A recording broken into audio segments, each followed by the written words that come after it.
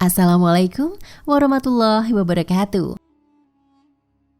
Masjid Nabawi yang terletak di kota Madinah merupakan salah satu masjid yang selalu dipadati oleh jamaah dari seluruh dunia. Meskipun bukan musim haji, hal ini tak lepas dari sejarah dan keistimewaan yang dimiliki oleh Masjid Nabawi.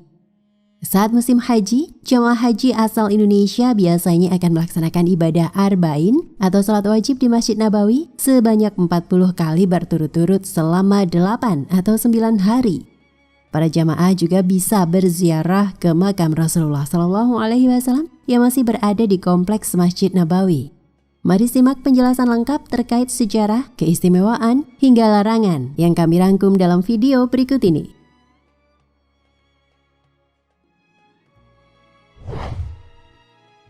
Pembangunan Masjid Nabawi merupakan salah satu dari 3 pilar yang dibangun oleh Nabi Muhammad SAW dalam upaya menyebarkan Islam di Madinah.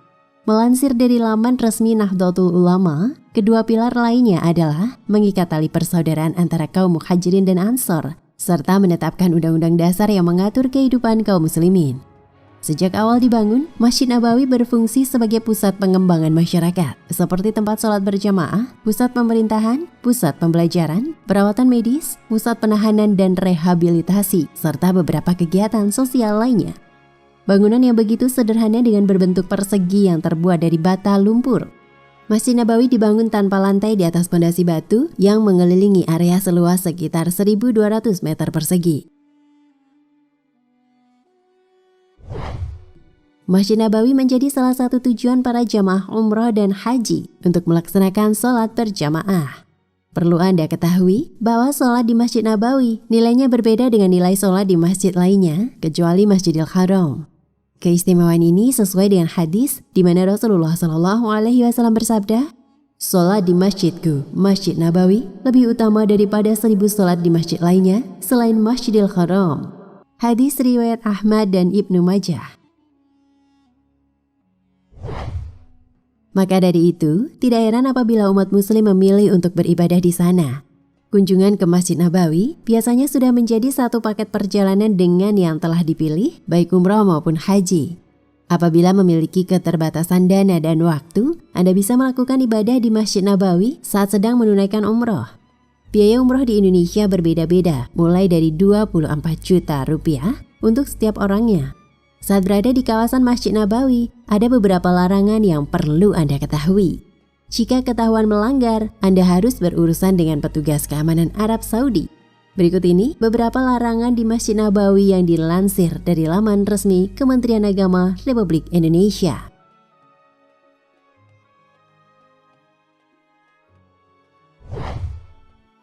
Mengambil foto berdurasi lama. Melakukan pengambilan video di sekitar Masjid Nabawi dalam waktu lama akan mendatangkan kecurigaan. Apalagi jika menggunakan alat pendukung seperti tripod atau mikrofon khusus. Sebaiknya Anda menghindari hal ini karena petugas keamanan Arab Saudi banyak melakukan patroli secara langsung maupun melalui CCTV. Apabila ketahuan, kamera dan alat pendukung akan disita atau bahkan hasil rekamannya dihapus permanen.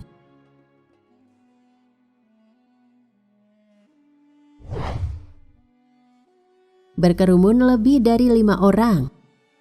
Otoritas Arab Saudi juga menerbitkan aturan tersendiri bagi jamaah yang berkerumun lebih dari 5 orang di kawasan Masjid Nabawi dalam jangka waktu lama.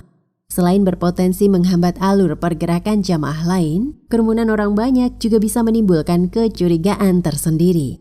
Petugas yang ada di Masjid Nabawi akan meminta jamaah yang melanggar aturan ini untuk terus berjalan tanpa berkerumun. Jika ingin bertemu jamaah lainnya, sebaiknya dilakukan di luar area Masjid Nabawi.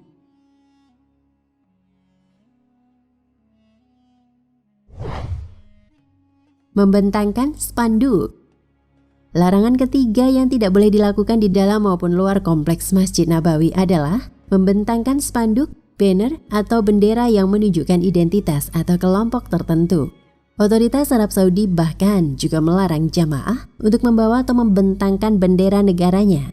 Bagi Anda yang berencana membawa bendera merah putih saat berkunjung ke Masjid Nabawi untuk kebutuhan berfoto, sebaiknya urungkan niat Anda apabila tidak ingin berurusan dengan petugas keamanan.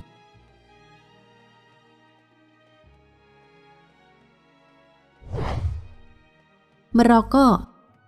Masjid Nabawi merupakan salah satu kawasan yang menerapkan aturan tidak boleh merokok di kompleks masjid. Bagi jamaah Indonesia, merokok biasanya dilakukan usai sholat atau saat menunggu waktu sholat berikutnya. Namun, sebaiknya kebiasaan merokok tersebut tidak dilakukan di kawasan Masjid Nabawi. Selain tidak sopan, hal itu juga akan membuat Anda pasti akan ditegur atau bahkan diproses hukum jika diperlukan.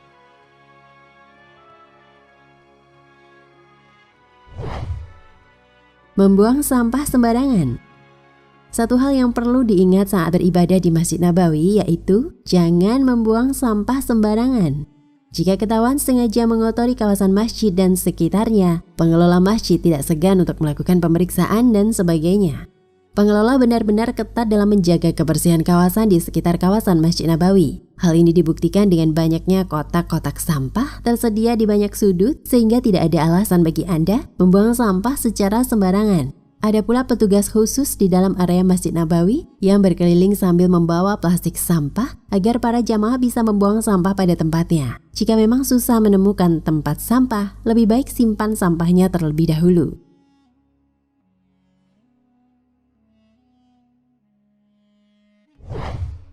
$25.000 karpet Masjid Nabawi dipasang klip khusus. Untuk apa?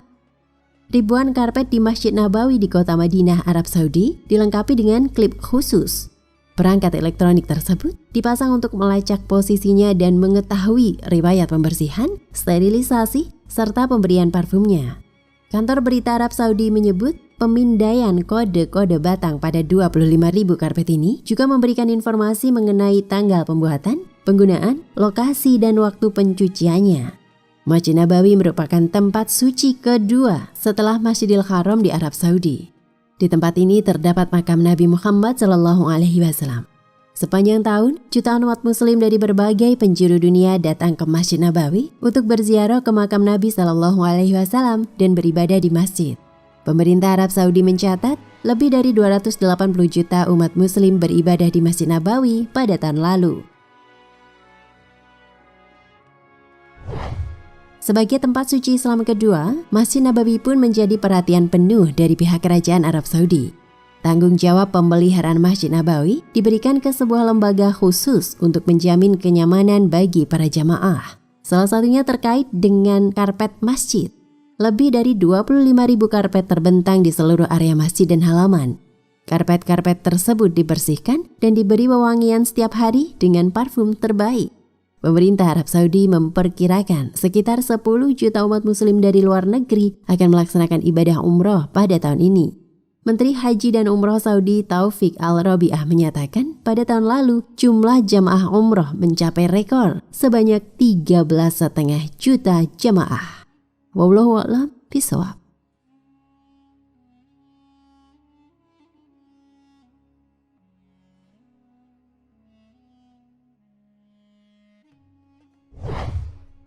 Nah, pemirsa Ensiklopedia Al-Fatih, sampai di sini perjumpaan kita kali ini.